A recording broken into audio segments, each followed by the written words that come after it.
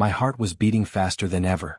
I was hiding behind a giant tree trying to control my breathing, because just a few meters from me was a creature that should have been extinct millions of years ago. Every step it took made the ground tremble. I didn't know where I was. My cell phone wasn't working. My backpack was almost empty. And when I looked around, I realized something impossible. I was no longer in my world. I woke up more than 100 million years ago, in the age of dinosaurs. And now I had only one mission: to survive 100 days on a planet where humans should never have existed. But I still didn't know one thing. The dinosaur that was following me wasn't the biggest danger in this place. Something much worse was hidden in this forest. It all started a few hours before I was running for my life. I was exploring an isolated region where researchers had found something no one could explain. In the middle of the forest, there was an ancient structure hidden underground. No one knew who had created it. On the walls were strange symbols, drawings of giant creatures that looked exactly like dinosaurs. At first, I thought it was just an archaeological discovery. But when I went deeper into that place, I found a room unlike anything I had ever seen. In the center of it was a machine covered in dust. It looked like it had been abandoned for thousands of years. But there was something strange. It was still working. When I approached, a light appeared on the panel. I knew I shouldn't touch anything. But my curiosity got the better of me. As soon as I placed my hand on the machine, everything around me began to tremble. The walls began to move. An enormous energy filled the room. I tried to run, but it was too late. A bright light appeared before my eyes. For a few seconds I couldn't see anything. And then, silence. When I woke up, the building had disappeared. My backpack was with me, but almost all my equipment had broken. My cell phone had no signal. My compass was spinning nonstop. And the strangest thing, the sky looked different. The trees were gigantic. The sounds were different. It seemed like another planet. That's when I found a huge footprint marked on the ground. It was bigger than my own body. At that moment I finally understood. I wasn't lost in an ordinary forest. I had traveled millions of years into the past. And if I wanted to go back home, first I needed to find a way to survive. My first day in that world began with only one certainty. I needed to survive before the sun disappeared. I was surrounded by a forest that should never have been trodden by a human. Everything seemed bigger. The trees were gigantic. The insects were sizes I never imagined seeing. And every sound coming from the forest made my heart race. My backpack was the only thing I had. Inside it I found a small knife, a flashlight with almost no battery, an empty bottle, and some broken equipment. Nothing that could protect me from a world full of giant creatures. The first mission was simple: find water. Without it I wouldn't last long.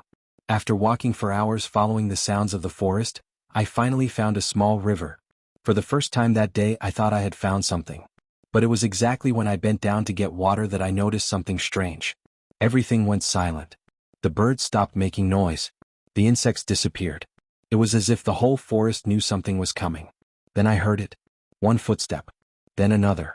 The ground began to tremble slightly. I slowly grabbed my backpack and hid behind the trees. That's when I saw a huge shadow passing through the forest. I couldn't believe it. A giant dinosaur was drinking water in the same place as me. I tried to leave without making a sound. But I made my first big mistake. I stepped on a dry branch. The sound echoed throughout the entire forest. The creature raised its head and slowly began to look in my direction. At that moment I realized, in this world I wasn't the explorer. I was the prey. I stood completely still. Any wrong move could be my last. That enormous creature was looking directly at me. I held my breath as I tried to figure out what to do. But then I realized something. It wasn't looking at me. It was looking at something behind me. Before I could turn around, a gigantic roar pierced the forest. The creature panicked and ran away. And it was at that moment that I discovered one of the first rules of that world. There's always something bigger. I needed to get out of there fast. I ran through the forest without knowing where I was going. After hours of walking, I finally reached the top of a mountain. And what I saw changed everything. That place wasn't just a forest. It was an entire world lost in time. Active volcanoes spewing smoke on the horizon. Giant dinosaurs roamed the plains in groups. Flying creatures dominated the sky. Enormous rivers cut through the landscape. It was the most incredible and dangerous place I had ever seen.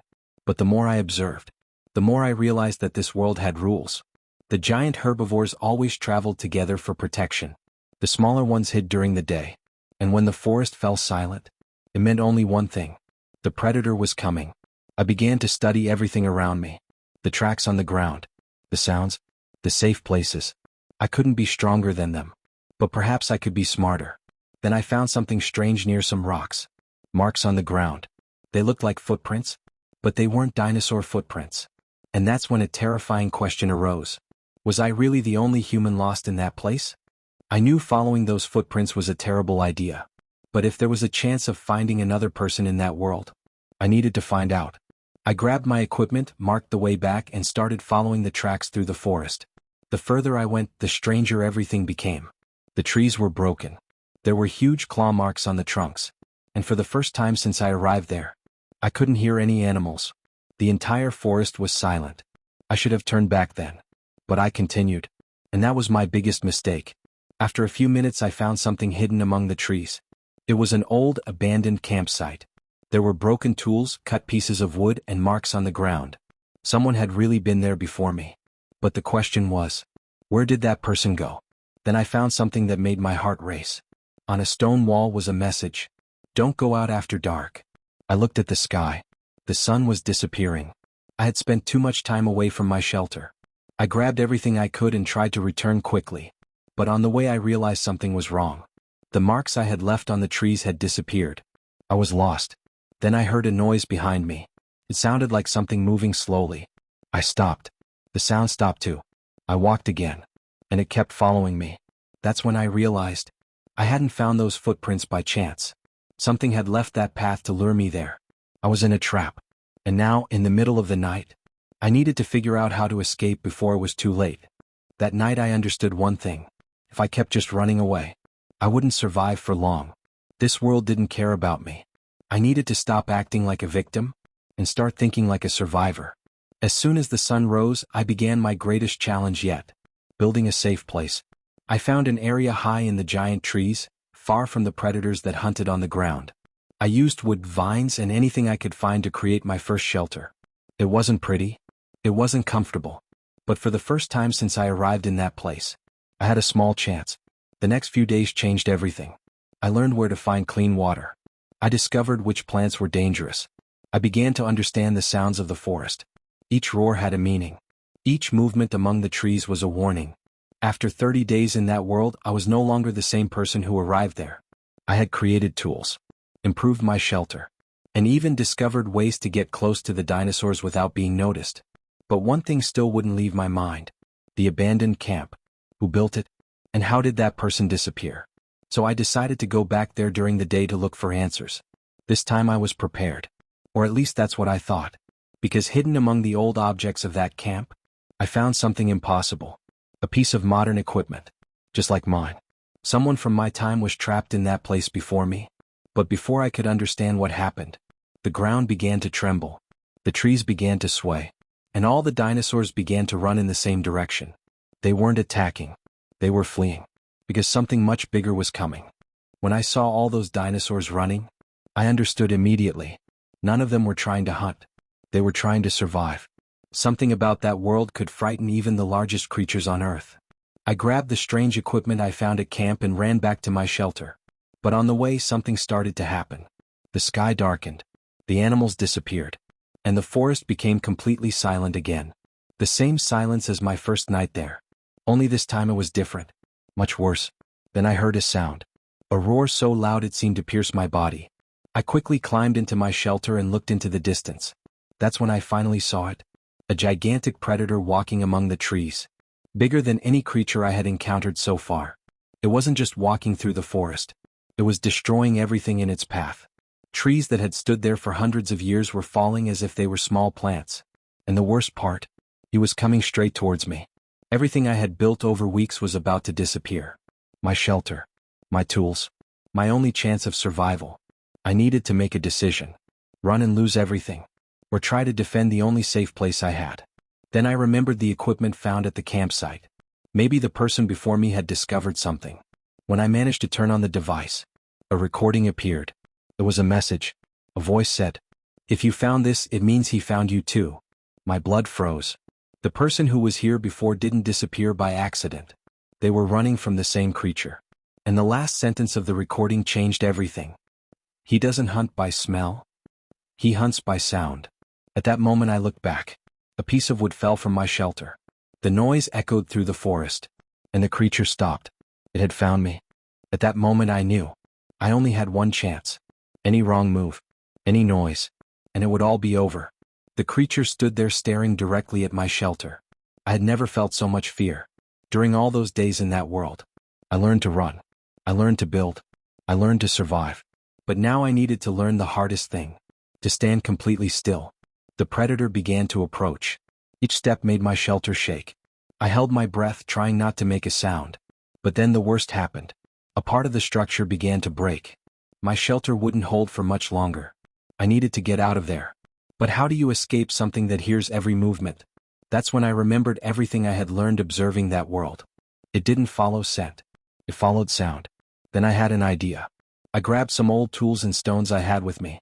It was my last attempt. I threw everything as far as I could. The noise echoed on the other side of the forest. The creature stopped.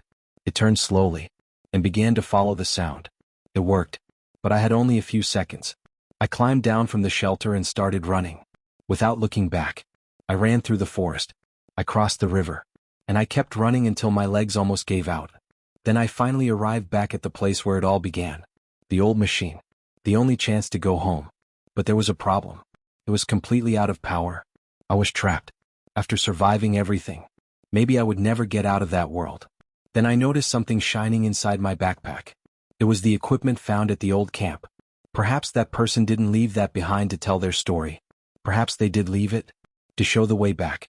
When I held that device in my hands, everything finally started to make sense. The person who was there before me wasn't just trying to survive. They were trying to return. I connected the device to the old machine. For a few seconds, nothing happened. I thought it was the end. That after everything I'd faced in that world, I would be trapped there forever. But then, a small light appeared. The machine began to come to life again. The ground began to tremble. The same energy that brought me to that place was returning. But this time there was something different. The entire forest began to react. The dinosaurs began to run.